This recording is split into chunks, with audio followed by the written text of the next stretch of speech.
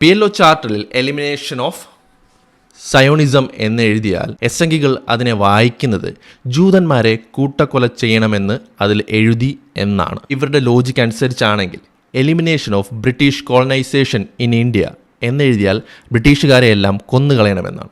Elimination of patriarchy എന്ന് എഴുതിയാൽ പുരുഷന്മാരെ മൊത്തം കൊന്നുകളയണം. എലിമിനേഷൻ ഓഫ് സംഗീസ് എന്നാരെങ്കിലും പറഞ്ഞാൽ എസൻസുകാരെ എല്ലാം കൊന്നുകളയണമെന്ന് ഇവർ പറഞ്ഞെന്ന് പറയും. ഇനി എലിമിനേഷൻ ഓഫ് ഇസ്ലാം എന്ന് പറഞ്ഞാലോ മുസ്ലിംകളെല്ലാം കൊന്നുകളയണമെന്നായിരിക്കും ഇവർ ഉദ്ദേശിക്കുന്നതല്ലേ? അല്ല, പറയാൻ പറ്റില്ല. ഈ എസ്സംഗി ചിലപ്പോൾ അത് തന്നെയായിരിക്കും കേട്ടോ ഉദ്ദേശിക്കുന്നത്. അപ്പോൾ ആദ്യത്തെ ചീറ്റുമ്പോൾ നോൺസെൻസ് അവാർഡ് നേടിയ എസ്സംഗി അടുത്തതെടുക്കും. Armed struggle is the only way to liberate Palestine. ഇതിനും ഇവർക്ക് ഒറ്റ അർത്ഥമേ ഉള്ളൂ, ജൂതന്മാരെ കൂട്ടക്കൊല ചെയ്യണമെന്ന് പാലസ്തീനുകാർ പറയുന്നു. അതുതന്നെ സയനിസ്റ്റുകളുടെ ഫാനായ സ്വയം സയനിസ്റ്റ് ആണെന്ന് കരുതുന്ന നെതന്യാഹുവിനെ ആരാധിക്കുന്ന നോൺസെൻസ് എസ്സംഗികൾക്ക് ഇത് വായിക്കുമ്പോൾ പെട്ടെന്ന് ഓർമ്മ വരുന്നത് ഇപ്പോൾ ഇസ്രായേൽ പാലസ്തീനോട് ചെയ്യുന്ന കാര്യങ്ങളായിരിക്കും. അതുകൊണ്ട് അവരെ തെറ്റു പറയാനും പറ്റത്തില്ല. 1978 UN സെക്യൂരിറ്റി കൗൺസിൽ റെസൊല്യൂഷൻ പ്രകാരവും ജനീവ കൺവെൻഷനിലെ ഏതോ ആർട്ടിക്കിളിൽ അടക്കം പറയുന്നുണ്ട്, ഒരു രാജ്യം നിങ്ങളുടെ രാജ്യത്ത് വന്ന് നിങ്ങളെ കോളനൈസ് ചെയ്യുകയാണെങ്കിൽ അല്ലെങ്കിൽ നിങ്ങളുടെ രാജ്യത്തെ ഒക്കുപ്പൈ ചെയ്യുകയാണെങ്കിൽ അവർക്കെതിരെ ആംഡ് റെസിസ്റ്റൻസ് നടത്തുന്നത് ലെജിറ്റിമേറ്റ് ആണെന്ന്. അപ്പോൾ ഇവർ പറയും UN ഈ ജനീവ കൺവെൻഷനിലെ ഈ ഏതോ ആർട്ടിക്കിളും പറയുന്നത് ജൂതന്മാരെ കൂട്ടക്കൊല ചെയ്യാനാണ്.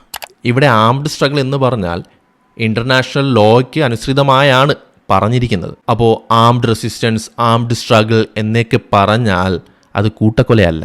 നമ്മുടെ രാജ്യത്തെ കോളനൈസ് ചെയ്ത ബ്രിട്ടീഷുകാർക്കെതിരെ ആംഡ് റെസിസ്റ്റൻസ് നടത്തിയ ഭഗത് സിംഗ് തെറ്റുകാരനാണെന്ന് നിങ്ങൾ പറയുമോ? ഞങ്ങൾക്കെന്തായാലും ഭഗത് സിംഗ് ഹീറോ ആണ്.